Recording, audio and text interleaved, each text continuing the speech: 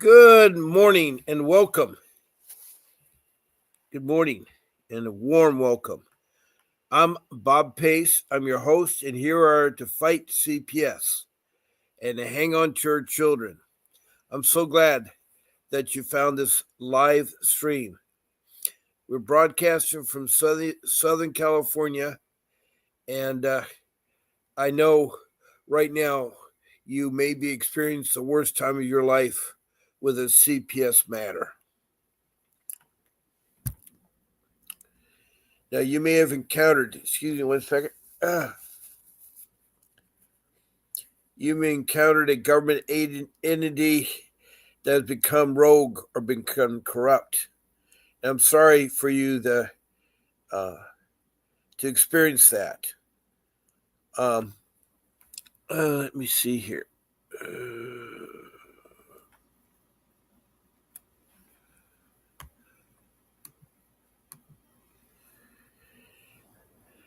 Now, you found me on Facebook fighting CPS. I'm glad that you did.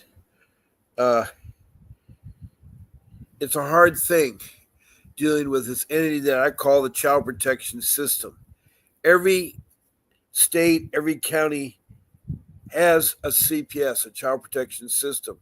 There are many different names, such as in California and Orange County, it's called the Child Protection Services, CPS. In LA County next door, it's called the Department of Children and Family Services, Department of Children and Family, DCFNCS. Then in Prescott, Arizona, it's called the Department of Children's Services, DCS. And I know in Richmond, Kentucky, it's called the Cabinet. So no matter where you're at, whether you're in one of these counties of the United States or the world, I'm talking about all the child protection systems and how some of them have gone rogue. And what I mean by that, they've gone bad. They're not doing family reunification. They take your child unnecessary when they're not in danger, and they make you go through a lot of wasted hoops and so forth, bring you up and take you down, all for the making money. It's $1 trillion business to them, and they use bonuses and incentives from all the money they get from the state, who in turn gets it freely from the federal government. There's no regulation on the CPS, the child protection systems. There's no regulation. And I am here as a family man, as a loving father who also has experienced dealing with the child protection system. I'm not a lawyer. I've raised 6 children and have over 42 years of marriage experience. So I have a lot that I can help you with. I know CPS inside out. My kids were stolen. I had 6 children I helped raise, and 3 of them were stolen in 2015. And I've been fighting them since 2010, shortly after I lost my job. It seems like they have one thing in common. There's over 1,000 people I've talked to. And of that 1,000 people, we all have something in common. It's called we're down in hard times. Either we've lost a job, which I did in 2010 through no fault of my own, and then you're dealing with these magnitude of expenses. Or maybe you have a spouse that turned bad on you, and you have domestic violence that's happened between you and your spouse in front of the children, which is wrong. There's lots of things. You could be strung out in drugs. There's lots of things. But studies have shown that best parents raise children are the biological parents. So parenting classes and programs, drug rehab, domestic violence programs can help. It'll do so. Some of these programs take over a year. So if you're involved in CPS and they've already taken your children, you may have to deal with this for a year. My case was 3 years. It started when my children were trafficking into foster care, stolen because of no danger. And this started in 2015, in the summer of 2015. And it went on to December of 2017 when my boys were returned. And it was really, it was a very hard, terrible experience. I know what you're going through. You're not born with a manual of how to deal with CPS or how to fight CPS. Um, Now, when I say besides the states, it's other countries, I've talked to 21 countries so far, from Indonesia to Bangladesh to um,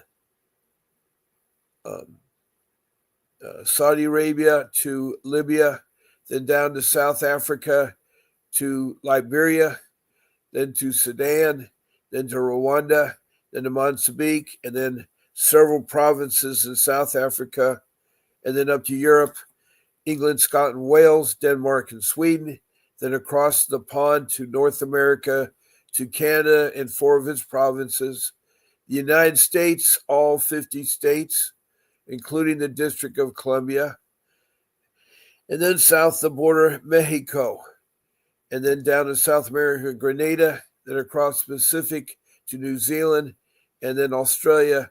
I've had 2 states there. So it's a good group of people. Some of you actually called, like from South Africa, country code 27, or England, country code 44. In Canada and Mexico, too, they've called, but that has been, they use area codes like we do. So now there's several ways that you can participate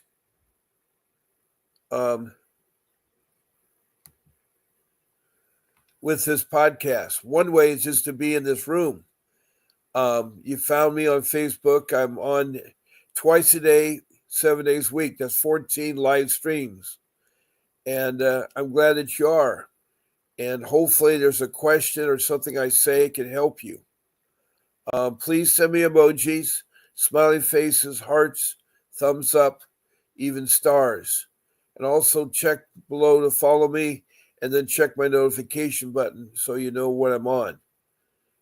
Now, take good notes. And if you want to participate, please text me a message, either about a comment, a CPS comment, or a CPS question. And all I ask is that you put your first name, your city or county, the state, and if you're from another country, also include your country. And you can also include your province too. And try to be complete with your CPS case also. Tell me on the first go around what your case is about. Like I have 5 children, ages such and such. I was charged with neglect and abuse. And right now we're at the early stages, or right now we're at the ending stages. Anyway, tell me much about your case, what the charges were, and then with your comment or question, I'll try my best to research it or look it up. Now, a third way to participate in this live stream is try to be my guest. I would love to have you as my guest. I can take 9 of you up here just like I am. It totally be 10 of us as your guest. And you could talk about your case and help out other people. It's a lot easier to get on too. It's a lot easier to get on. Now, to be my guest, all you have to do is pick one of the 14 shows and email Grace, my show producer, Grace at vincentwdavis.com. Grace at vincentwdavis.com. And send it to her, and she will contact you back. Give you the link. I use StreamYard. I broadcast on YouTube, and that link is good for the show. Also, she'll tell you the do's and don'ts, what you can do as a guest. And she'll help you with that and help you get on and so forth. But it's great to have you as a guest. Lastly, the fourth way to to mix with this live stream is to call in. Now, I put my number up 626 698 0990. And I want to let you all know that my phone number is on. I can only talk during my show time, and I can only talk, you know, during those days and hours I'm on. If you call me before my show time or after my show time, I cannot answer. Thank you for the emoji, Philistine Gibson. She is from um, Nova Scotia, Canada, and she's been on my show and talked. She's from the First Nation tribe. She's with Indigenous people. She's a Canadian Indian. They call their Indians First Nation. Like in the United States, we call our Indians Native Americans. And so, with that being said, my number's up there. I use Vonage, by the way, which you don't have to have. And it's a real good way of talking about your case. And also, if you call in or a guest, you're entitled to a free 15-minute consultation with Mr. Davis. He's my attorney. He has over 39 years of experience of fighting a CPS. He is licensed and trained in juvenile law, family law, and dependency law. He knows it inside out. He's also sued CPS. After the case is over, he sued them for their civil rights. Your civil rights are violated. And he's won millions of dollars, both in state court and federal court. He's a trial attorney. And if you want to talk to him and retain him, all you have to do is call in 888-888-6582. That's the law offices, his law office. Make sure you tell him that Bob Pace sent you. When you speak to Mr. Davis, tell him that Bob Pace sent you. Now, as I was telling you, there are several ways. There's the first way, which is free, a 15-minute private Zoom consultation with Mr. Davis.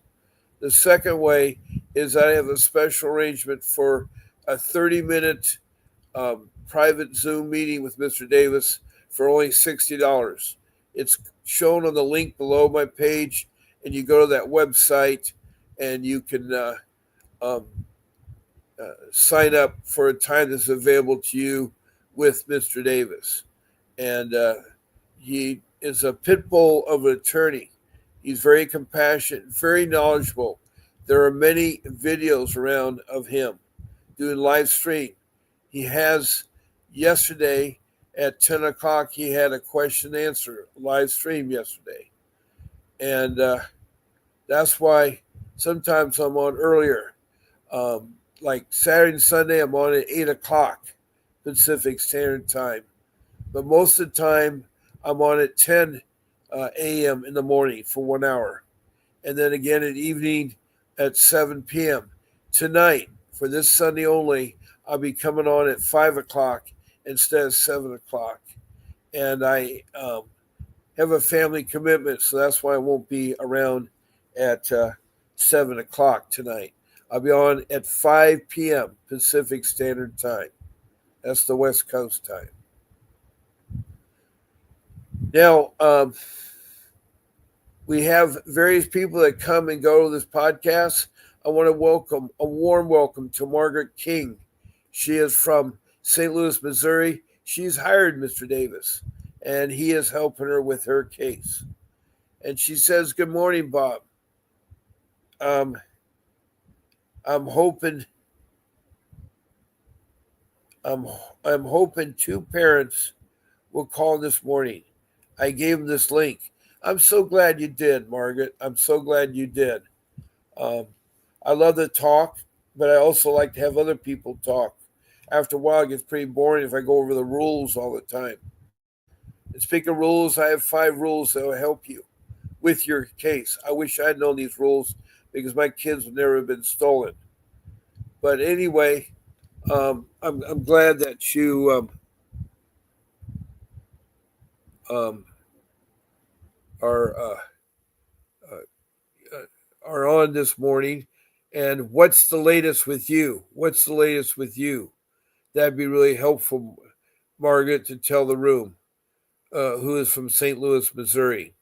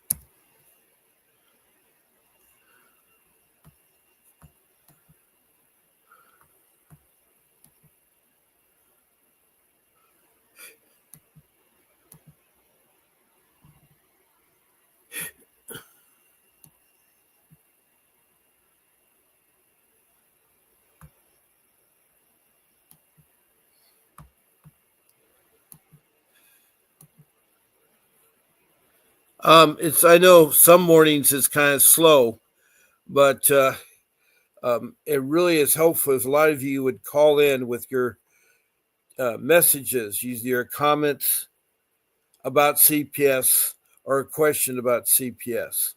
I really like to help you on that case. Tragically, some of my regular family members are having relapses, which is sad.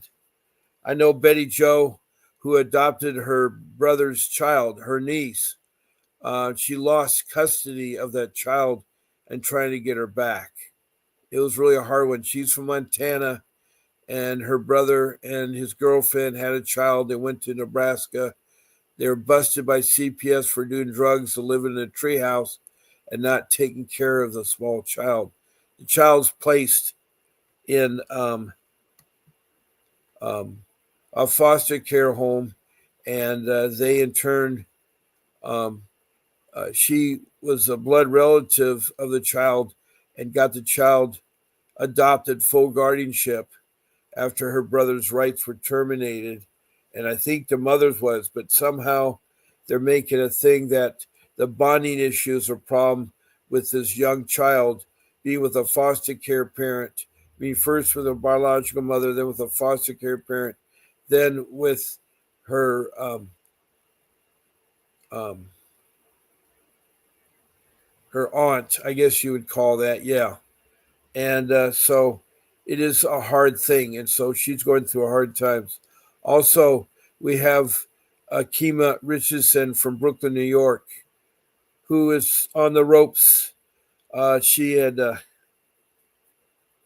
gone in to explore her case, and they twist around, and now they want to terminate her rights to her children by March. There's another court date coming up. Also, the children are to not want to be with the mother, which is a hard thing to swallow. That's a hard thing to swallow.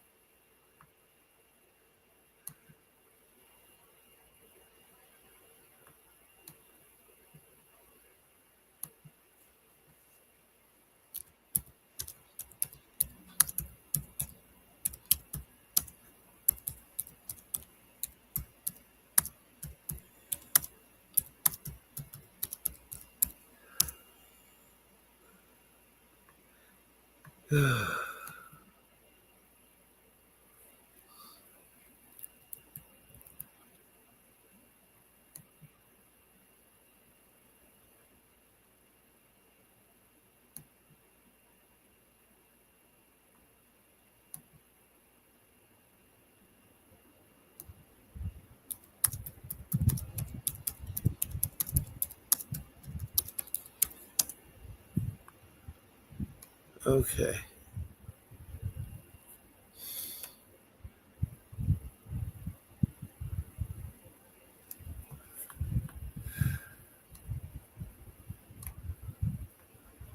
Let me see here.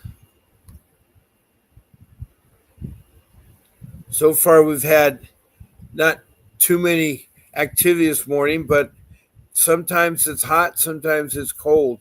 You really don't know when people want to talk or anything like that. It's hard. As they say, I come on here twice a day, 7 days a week. That's 14 podcasts a week. Not podcast, live stream.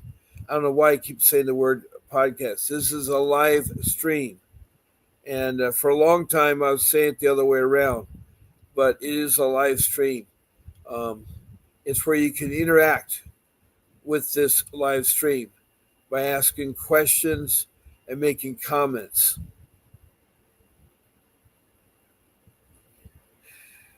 There's lots of topics I can talk about.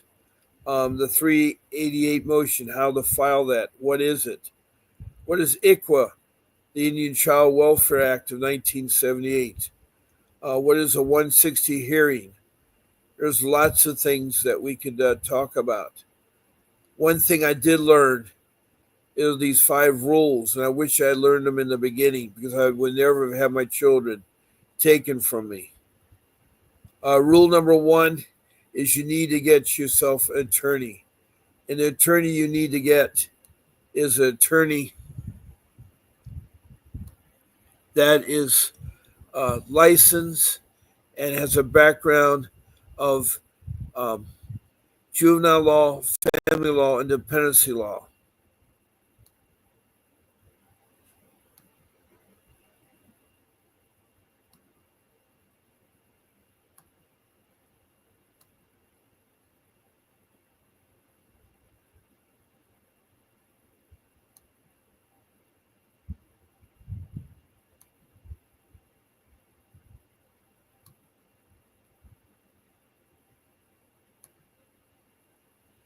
Now, Margaret says one parent is from Northern California and the other one is from Southern California. Well, I hope they do call in, Margaret. It's always hard. It's hard for people to open themselves. This is not a very fun topic to talk about. I tell people fighting CPS is like open heart surgery. You need to know what you're doing. You're not going to do it yourself, and too many people want to. It's like you're not going to be able to open up your chest cavity and work on your heart. You have to know. You have to have a professional work on your heart, just like this navigating CPS. They're very corrupt. A lot of them are rogue and a lot are bad. And they're only interested in making money. And they want to take your children. They say things and they're not true. They cannot be accounted for them. But is there a question, Margaret, or something you like to talk about? I'm gathering all my documents and evidence to prepare for the appeal trial. Well, I hope so. What is your appeal for? Is it appeal your termination of parental rights? Um, that is really, really important. You're smart gathering all your documents. And so you need to find that magic attorney out there. We have one, Vincent Davis. And as I say, you can call in at 888-888-6582 and retain him. You can also, if you're talking my show or be a guest on my show, you can have 15 minutes with him in a private consultation. And if you want to spend $60, I get a discounted rate there of 30 minutes with Vincent Davis in a private Zoom meeting there. Okay, it could take 90 days, yeah. But I don't know what the appeal is appealing. What are you appealing, Margaret? Alex L. I am a live experienced parent and it's currently advocate for other parents. How can you hold social workers accountable for mismanaging a case? Well, there are ways you can hold them accountable. Not all CPS is bad. Not all social workers are bad. I think I've encountered over 1,000 of people, not only in the United States, but worldwide. How you can hold them accountable is, first of all, don't talk to them. Don't talk to them. And get yourself an attorney that talks on your behalf. And you need to get a real attorney, not a court-appointed attorney or a public defender. You know, there is your civil rights. That any legal matter that if you can't afford an attorney, one will be put in your place. But the attorney that CPS puts is ones that they hire. They're only trained in criminal law. They're not in juvenile law, family law, or dependency law. And they've not fought CPS. They will not fight. They are very heavy laden. Excuse me 1 second here. Very heavy laden.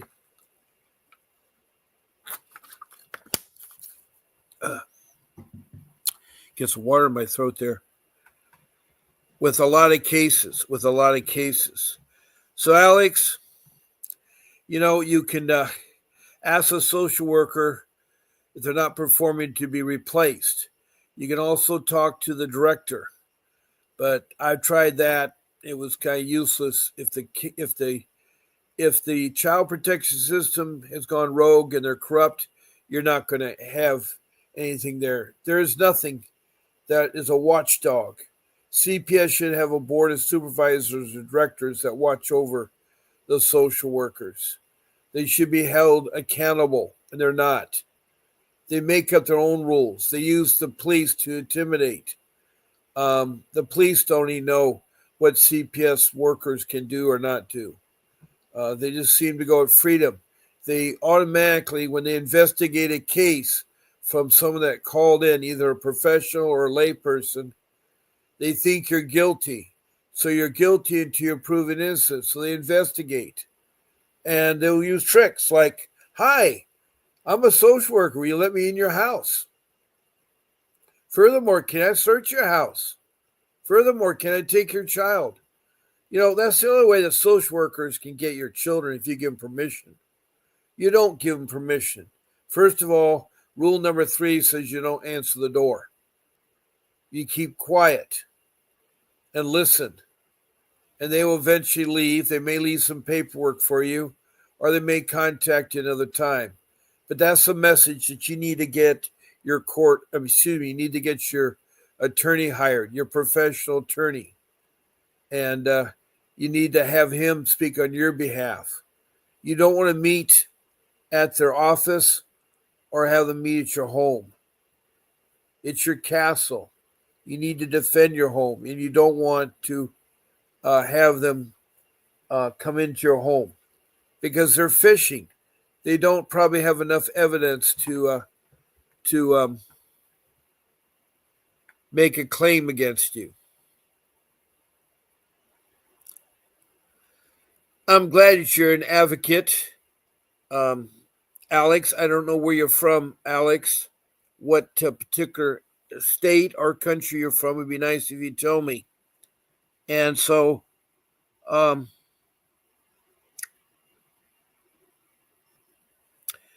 I don't know you being an advocate if you're considered an unbus person or a CASA or a litem. And if you are, sometimes they are ears for CPS. So I don't believe that they're really trying to help out children or parents. In every case, they try to assign them, but they're fishing and to give the information back to CPS. CASAs are not there to help you. They're to intimidate you and trick you. Children are given them. I know my son was given one. It was weird. She's an older lady that was interested in my young son. And even when our case was over, she still was interested in my young son. And okay, you're from California. Well, welcome, Alex. And if you're a parent with a lot of experience, did you once have a case or do you have a case, Alex? Um, you know, child protection system social workers should be held accountable for their actions, but they're not. They're allowed freedom to do what they can. They allow freedom to do what they can.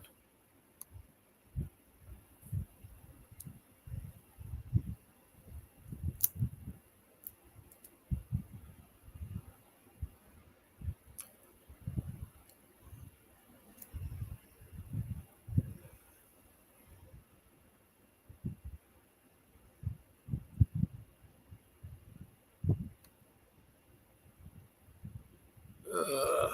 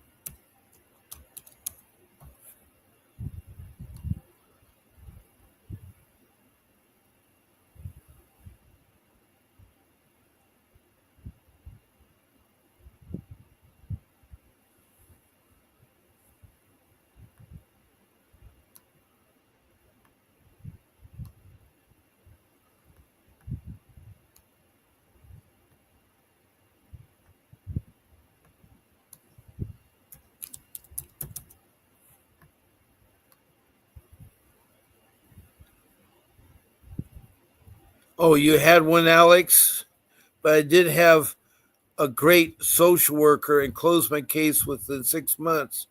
I would love to hear more about your case and how it went. We don't really have success stories on here, so I'm glad to hear that, Alex. Would you like to call in to my phone number 626-698-0990 or tell me about your case. I'd like to hear how it got started and how you're able to fight it. Margaret says, "Hi, Alex. Did you comply with the CPS recommendations and did you have a lawyer?"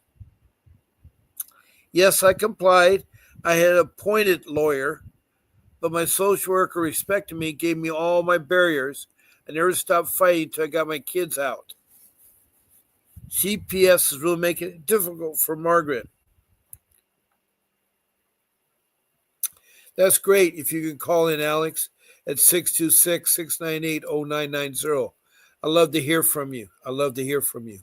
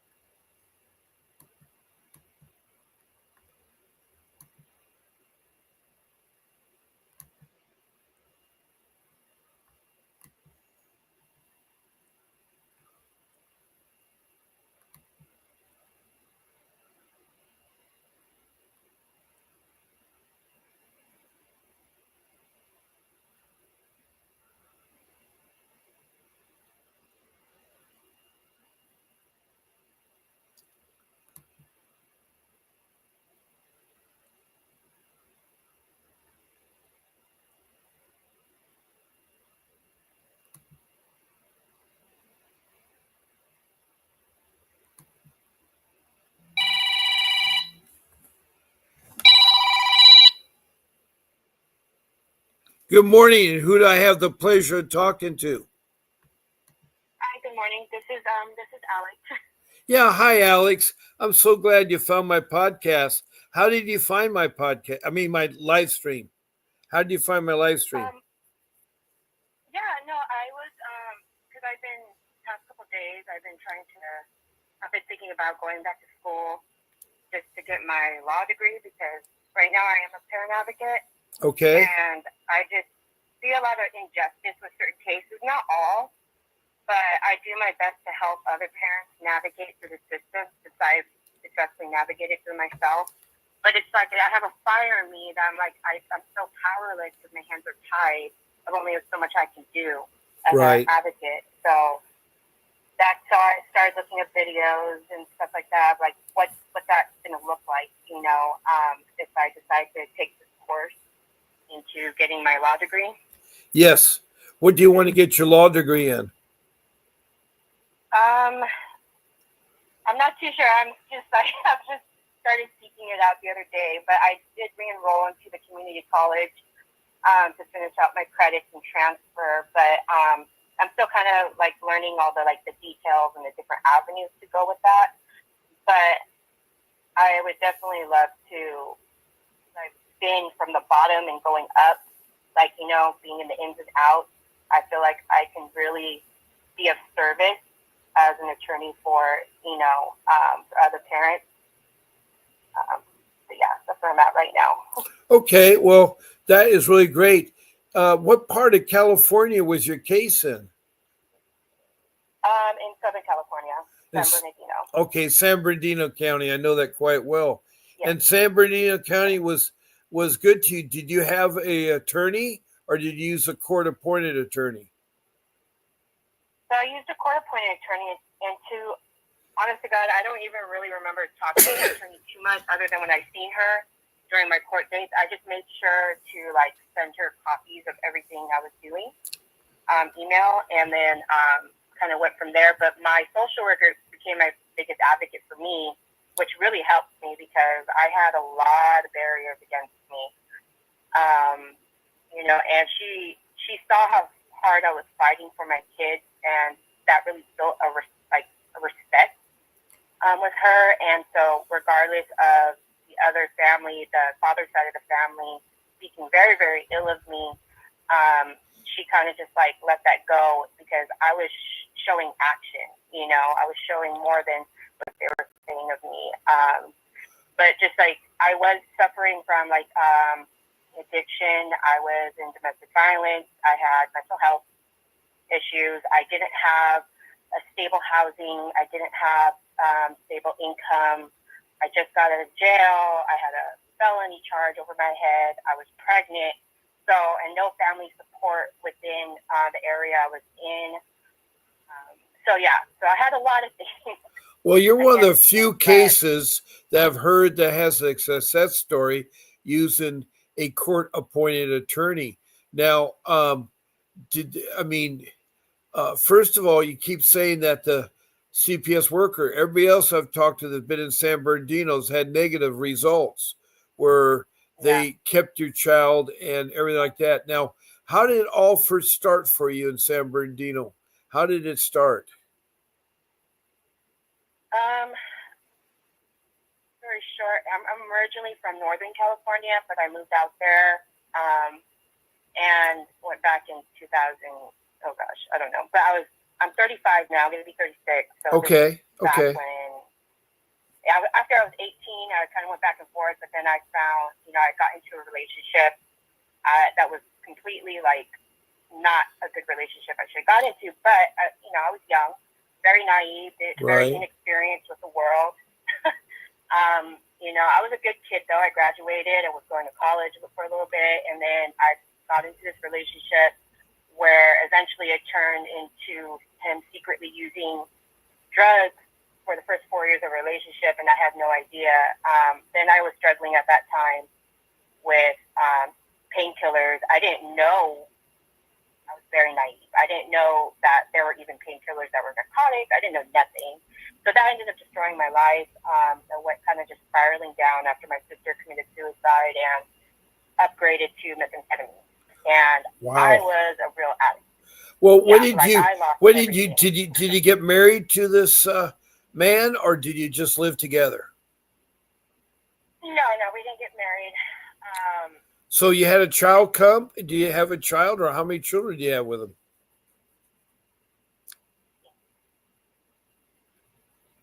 Him. Yeah. It became, a domestic violence type of relationship when both of us started using drugs together and getting really bad. And then I went to jail. I knew CPS was going to get involved. And I remember the phone call with him, and I was like, look, CPS might be a part of our lives. I have this feeling, but I'm like, just know at the end of the day, no matter what, we're not going to stop fighting. We're going to get our kids, And sure enough, a social worker showed up to the jail.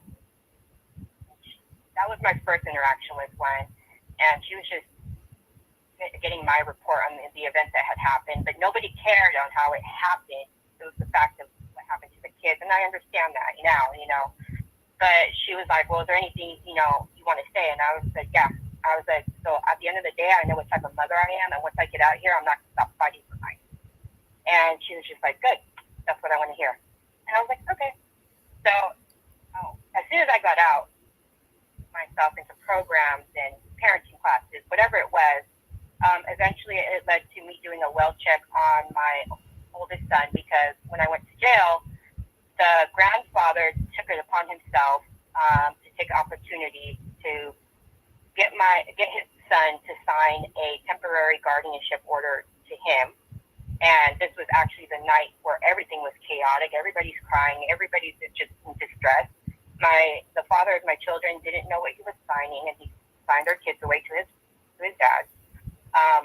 When I got out and when he refused for me to see my son, I knew this family has a terrible history of using drugs. So I knew my son was in danger, and I knew this isn't the life I wanted them to have anymore.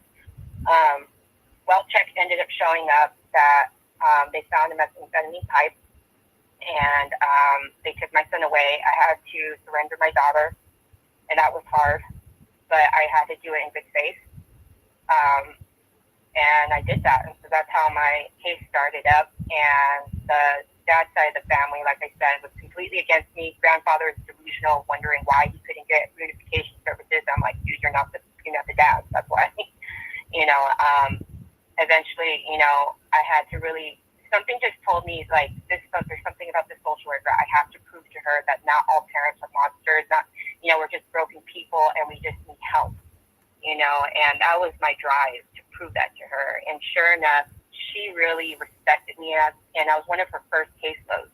She was a new social worker, so I was one of her first caseload. And that's kind of how the direction went with my case. Okay, so you had two children, and they were taken by your grandfather. Why did you? Why did they not have your rights as a mother? Why did they not ask for your rights? Yeah, that's a good question. Like I said, I was in jail at the time, and it seemed like I guess his grandfather had his paperwork ready to go. And as soon as he found out I was going to jail, his son, he's he's a broken man, and even to this day, he's still very broken. But his dad had this, I don't know, this very, very narcissistic nature of him, where he wanted to control anything and everything he could. And he just took advantage of the situation when everybody was in distress. And the father didn't understand what he signed.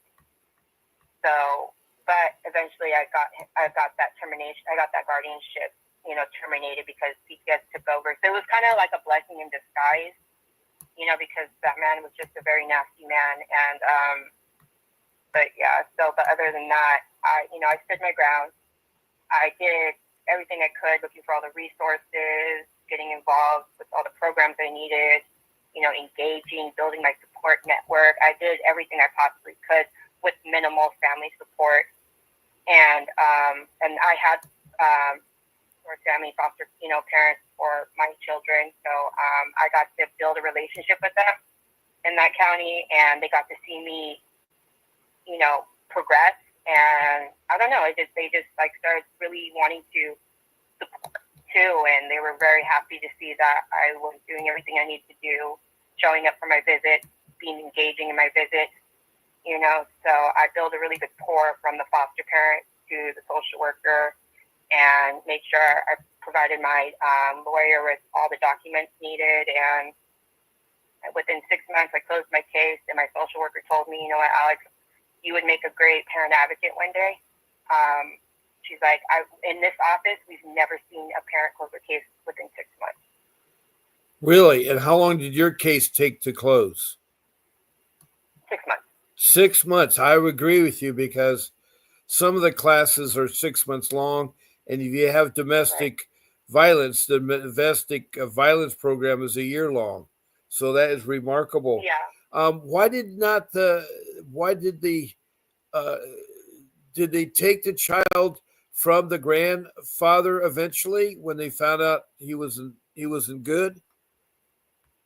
Yeah. So when I did the well check, I had told them my concerns, and they told me they almost left because they almost didn't find nothing, because they tried going there once before, but nobody was home. And I said, I know they're always home at night, just because I know how addicts work. Right. And they're like, okay, well, we'll try going back. And I'm like, please do. I'm concerned. And they went back, and they said they were about to leave. And by the grace of God, one of the officers spotted something unusual, and he found a pipe filled with it. And he asked the grandfather, what is this? He's like, oh, it's ibuprofen. I'm like, are you serious? And it's even my report. That's what he declared that it was, but they weren't going for it, and they removed my son. But because he got placed into CPS, they told me I had to surrender my daughter as well, just because of the history I had. I was clean at the time when I got out, because I was like 3 months pregnant, and I was determined to stay clean. So. Well, I'm glad you are. I mean, this story is really remarkable, because of over the 1,000 people I've talked to, you're the first one that actually have said they've used a court-appointed attorney and got their children back. And you're an advocate, which is remarkable, that you want to help others out there. And I'm so glad you've found me on this live stream, because I too am an advocate. I too was. My children were stolen and trafficked into foster care, and I had a miserable 3 years experience from 2015 to December 2017 getting my children back. And it cost me a lot of money, because I had to hire a real attorney, and it was really, really, really hard. So now, when they found out how bad the grandparents, how did your visits go with your children? Do you start off having visits with them, or how did it all start? Yeah, so of course, my visits are out supervised. Sometimes they'll interchange on who was supervising, but it would be in the office because they had visitation rooms there because I didn't have anywhere to have visits at the moment.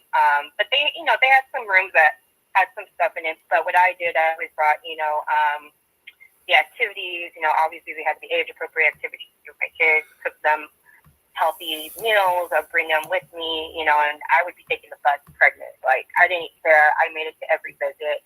But, of course, in the beginning, it was always hard, because they're like, don't talk about this and that. You can't make broken promises because you don't know what's going to happen. I'm like, okay. But, I just enjoyed my moment with my kids, and I looked forward to it every week. And it's actually opened up a whole new gratitude for the time I have with my kids. And sometimes it was in the beginning, it was me and the father together would visit the kids together, and then we had to like coordinate different things because the grandfather was uppity about getting his visit, but because he couldn't control his anger, and he kept like coming after them, saying he's gonna sue them and all this stuff, and he started a GoFundMe saying my kids got stolen and all these crazy things because he was always getting high, so he was in a constant delusion in his head. But eventually they shut him down because they seen him as a threat and a safety concern. So they stopped his visit eventually towards the end. And then the father and I had to separate from him because they instructed me, because if he doesn't start testing clean consistently, then we're going to have concerns that you stay in a relationship with him. And I said, nope, I'm choosing my kids this time. I told him, I'm sorry, but I got to choose the kids. I'm not leaving my kids in there. So I separated myself from him, and I just, stuck to my guns and kept pushing forward. And I got full custody of my two older children, and my youngest one, he didn't get put into the case because my social worker said there was no more concerns. But other than that, I got my kids back in 2020, closing my case in February 5th, 2020, and had them ever since. Wow. Wow, that is totally amazing. Totally amazing. Thank you. Would you, how would you help out other parents? There's people in my room that have said, let me see here, uh, Love has been in my room before, and she says, thank you for calling. Uh, Alex, we need the advice and how how you saved your children. And then Margaret, who's from Missouri, who's hired Mr. Davis, has an appeal going on her case, and she's had a horrible time. And then we have other people. We have Kima Richardson from Brooklyn, New York, that her children have turned against her, and now they don't want to be with her. And CPS has been corrupting and stopped the visits and everything else. And then we have another um, mother who had a brother who had a child, her niece, and she got adopted guardianship of the child. But then the child who's with a temporary foster care family, they're saying that she's going to have anxiety withdrawals of being separated from the foster parents, which is a ruse to get more money. See, a lot of the CPS agencies, get lots of money. It's $1 trillion business, and they don't want to give your child back. They want to have them adopted into foster care, and the case dragged out a long time, so they get a lot of money. Now, in your case, you somehow had a court-appointed attorney work for you, and you just said do what they ask, keep working with them, and you were open and talking to them. A lot of people talk to social workers, they use what they say against them. Their goal is to separate the family, to alienate the family, which is against the law. And I'm so glad that you had a success story, Alex. And I really want you to um, tell other parents about that. I think that's really, really important. And so I'm going to have to end my live stream because it's already 9 o'clock, and I'm only supposed to go to Okay. 9 o'clock. But Alex, I love you to call in another time because there's other parents that would love to hear from you and share your story because you can help others so much by calling in and sharing what to do and what not to do and how this worked for you and how that worked for you. Because I found them to be very difficult and very corrupt. And so yours is a nice story with a happy ending. You made yourself better. You got your children and you got yourself clean. You got an abusive relationship and hopefully you find that magic man of your dreams. And I really know it's really hard sometimes to talk about your case. I talk about mine, and it tears me up because I lost one of my six children due to retaliation of a social worker who was caught committing perjury in court. She lied, and she was caught with a lie. And she wanted to retaliate because she was so embarrassed that she convinced her 12-year-old daughters to emancipate in California, to change her name, to seal her birth certificate, get a new birth certificate, be adopted by a foster care family, and never to see her again. She's 22 now, and she was taken from us at 12. And so it's really hard, that void, that 10-year void that's missing of your child. It's really hard. Every day I relive it, and it's really, really, really hard. But I want to thank you again, and I hope to hear from you in the future. I want to thank Margaret King for calling in from St. Louis, Missouri, and Love Love. Thank you. I think Love Love is from California. I forgot Love Love. I'm not very good with names here, but well, with places, I try to remember all of you in here. But again, I'm going to be on tonight. I'll be on early. I have a family commitment. So instead of being on at 7 p.m., I'll be on at 5 p.m. That's early evening. At 5 p.m., I'll be on. And my live stream will be live. And hopefully you all will join me. Keep fighting for your kids. Don't give up. And you heard what Alex had to say. And it's really good news. And so God bless to all my parents out there, to all you people out there. And I'll see you tonight at 5 p.m. Pacific Standard Time.